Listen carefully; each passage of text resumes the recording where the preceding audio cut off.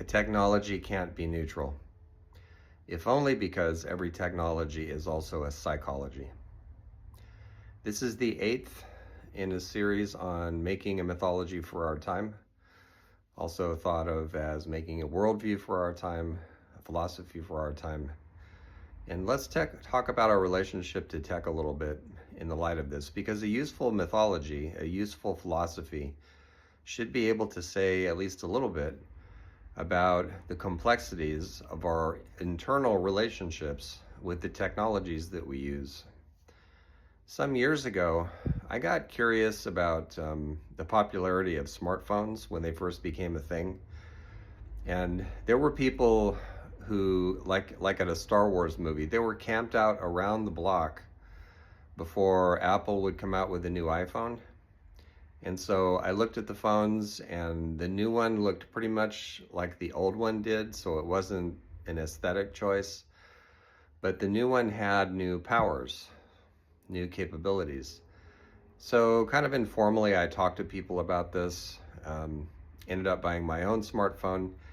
And then I realized as a teacher of mythology that there was something interesting happening, because my phone could do things, it had powers that Merlin couldn't do and didn't have.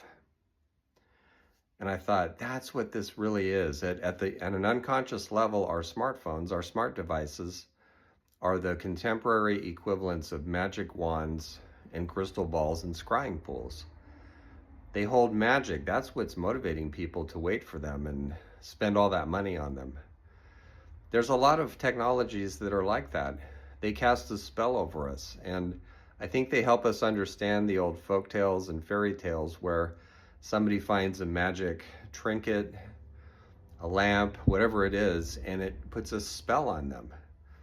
We're contemporary examples of exactly how that psychology works. But that's not talked about very much in public, but we talk about it in fiction all the time. So one of the things that in my novel Soul Mapper, the protagonist wrestles with is his relationship to technology, especially technologies that enhance humanity biologically. So there's synthetic biology, there's nanotech, there's a bunch of others. And they give him powers that he didn't have before, but they also, as I mentioned initially, are psychologies as well.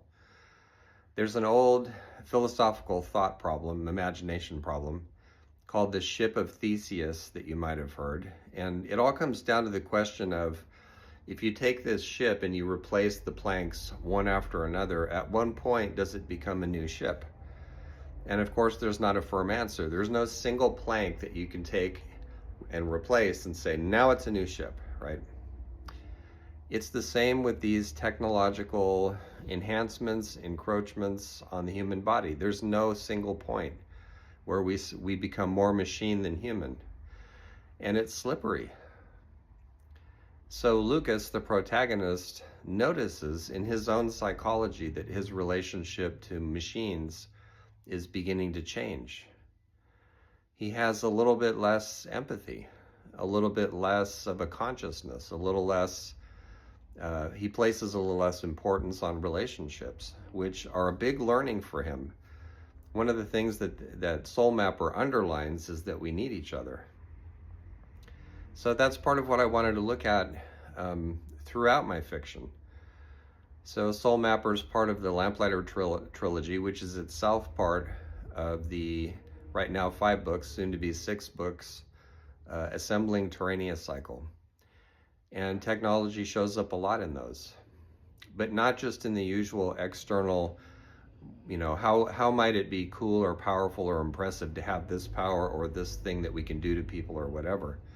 There's the bigger question of, how is technology influencing us? How are we in technology's story instead of the reverse? As Emerson said long ago, things are in the saddle and ride mankind. What does that actually look like? Why do we need an organization like Aurea in my fiction to put the brakes on sometimes and say, wait, we need some reflection and collaboration here before we roll this out to the public? Something worth thinking about.